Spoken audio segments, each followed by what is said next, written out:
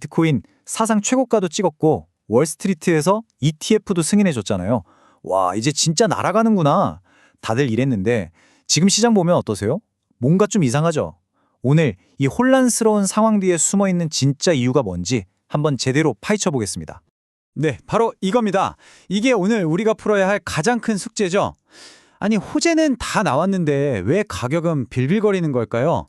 그냥 잠깐 숨 고르게 하는 걸까요? 아니면 우리가 눈치채지 못하는 사이에 시장의 판 자체가 바뀌어버린 걸까요? 자, 지금부터 그 속을 한번 들여다보겠습니다. 지금 비트코인 가격 대략 1억 2,800만 원 근처에서 왔다 갔다 하고 있습니다. 아시겠지만 역대 최고점 딱 찍고 나서 그 뒤로는 계속 내리거나 옆으로 가거나 갈피를 못 잡고 있잖아요. 이러니까 투자자들 마음도 기대감보다는 이거 어떡하지? 하는 불안감이 더 커지는 거죠. 자, 그럼 일단 시장에서 이것 때문에 떨어진다고 가장 많이들 얘기하는 그 이유들, 그 세 가지부터 빠르게 한번 짚어볼게요. 아마 뉴스나 커뮤니티에서 한 번쯤은 다 들어보셨을 법한 얘기들일 거예요. 첫 번째, 바로 거시경제의 역풍입니다. 이게 무슨 말이냐면요. 미국이 금리 인하를 할 줄 알았는데 오라? 생각보다 늦춘다는 거예요. 그러니까 달러가 막 강해지잖아요. 그럼 투자자들은 지금은 비트코인 같은 위험한 데 말고 안전한 데 돈을 둬야겠다 하면서 돈을 빼기 시작하는 거죠. 이걸 우리가 리스크 오프라고 부릅니다. 두 번째는요. 바로 비트코인 현물 ETF에서 돈이 빠져나가고 있다는 겁니다. 와, 이게 최근 단 6일 동안 빠져나간 돈이 무려 1조 1천억 원이 넘어요. 시장의 모든 기대를 받으면서 화려하게 등장했던 그 ETF가 지금은 오히려 가격을 끌어내리는 짐이 되어버린 진짜 아이러니한 상황이죠. 그리고 세 번째는 시장 내부 문제입니다. 흔히 고래라고 부르는 비트코인 많이 가진 큰손들이 이 정도 먹었으면 됐다 하면서 팔고 있고요. 또 비트코인을 캐는 채굴자들도 비용 부담이 커지니까 가지고 있던 비트코인을 시장에 내다 파는 거예요. 그러니까 사려는 사람보다 팔려는 사람이 더 많아지면서 가격이 오르기 힘들어지는 거죠. 자, 그런데요. 방금 말씀드린 이 세 가지 이유, 이게 다 맞는 말이긴 한데 이것만으로는 지금 상황이 전부 설명되지가 않아요. 사실은 훨씬 더 근본적인 아주 거대한 변화가 일어나고 있거든요. 바로 비트코인 현물 ETF 승인. 이 사건 자체가 아예 게임의 룰을 바꿔버렸다는 겁니다. 자, 이 화면을 한번 보세요. 이게 진짜 중요한 포인트입니다. 이게 뭐냐면 ETF가 승인된 2024년 1월 10일, 바로 그날을 기준으로 비트코인이랑 미국 주식시장, 그러니까 S&P 500이 얼마나 비슷하게 움직이는지를 보여주는 거예요. 그전까지는 따로 놀던 둘의 관계가 승인 딱 되자마자 어떻게 되죠? 갑자기 착 붙어서 같이 움직이기 시작하죠. 이건 그냥 뉴스 나왔네? 하는 수준이 아니라 비트코인의 DNA 자체가 완전히 바뀌어버렸다는 신호입니다. 이런 현상을 설명하는 전문 용어가 바로 금융화입니다. 말이 좀 어렵죠? 쉽게 말해서 비트코인이 이제 더 이상 일부 마니아들만의 자산이 아니라는 거예요. ETF라는 다리를 통해서 월스트리트, 그러니까 제도권 금융 시스템 안으로 완전히 들어와 버렸다는 거죠. 이제 진짜 주식이나 채권처럼 취급받는 진짜 금융자산이 된 겁니다. 그래서 여기서 진짜 대반전이 일어납니다. 원래 ETF 이전엔 어땠죠?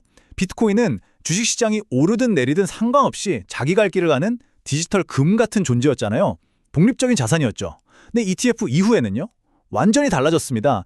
이제는 주식시장, 특히 기술주랑 거의 똑같이 움직이는 그냥 하나의 위험 자산이 되어버린 거예요. 예전에는 혼자 다니는 늑대였다면 이제는 시장 전체의 흐름을 따라다니는 양떼 이론이 된 거죠. 이게 그냥 제 내피셜이 아닙니다. 여기 보세요. 세인트루이스 워싱턴 대학교 연구팀이 발표한 논문에도 딱 나와 있어요. 좀 길지만 핵심은 이겁니다. 비트코인이 S&P 500이랑 점점 더 비슷하게 움직이는 걸 보니 이제 이건 독립적인 자산이 아니라 그냥 전통적인 위험 자산이 된 거다. 이렇게요. 학계에서도 이 변화를 엄청나게 중요하게 보고 있다는 뜻입니다.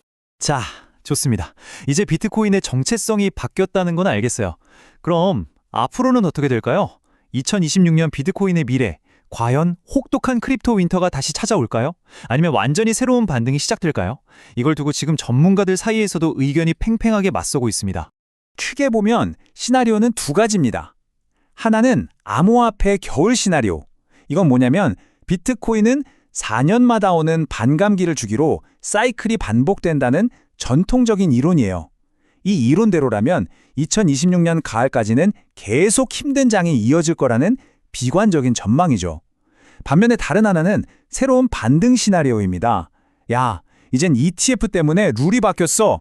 옛날 방식은 안 통해. 하면서 금 가격이나 전 세계에 풀리는 돈의 양, 즉 유동성을 따라 새로운 반등이 올 거라는 긍정적인 전망입니다. 먼저 좀 비관적인 시나리오부터 볼게요. 퀀트 투자 전문가로 유명한 작가님이 이런 주장을 하세요. 이번 사이클이 예전이랑 너무 똑같이 흘러가고 있다는 겁니다. 과거 패턴을 보면 고점을 찍고 나서 보통 1년에서 1년 2개월 정도는 하락장이었거든요. 이걸 그대로 적용하면 내년 9월이나 10월까지는 시장이 계속 어려울 수 있다는 계산이 나오는 거죠.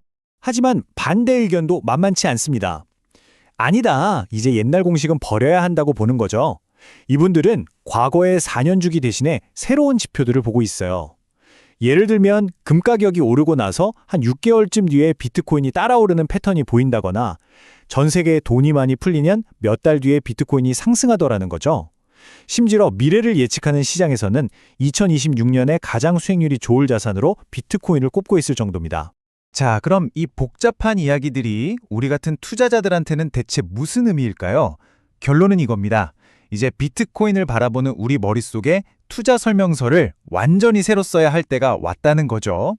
새로운 투자 설명서의 핵심 딱 정리해 드릴게요. 첫째, 비트코인은 이제 혼자 움직이는 외로운 자산이 아니라는 걸 받아들여야 합니다.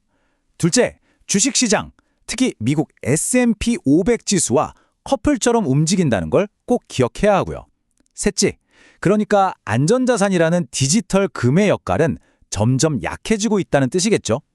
마지막으로 이제는 낡은 4년 주기설에만 매달릴 게 아니라 금리 같은 거시경제 지표를 새로운 나침반으로 삼고 시장을 봐야 한다는 겁니다. 결국 모든 이야기는 이 하나의 질문으로 모아집니다. 과연 비트코인은 기존 금융 시스템의 대안이 되는 디지털 금으로 남게 될까요? 아니면 그냥 월스트리트의 포트폴리오에 담기는 수많은 기술주 중 하나가 되어버리는 걸까요? 이 질문에 대한 여러분 각자의 답이 아마 앞으로의 투자 방향을 결정하는 가장 중요한 열쇠가 될 겁니다.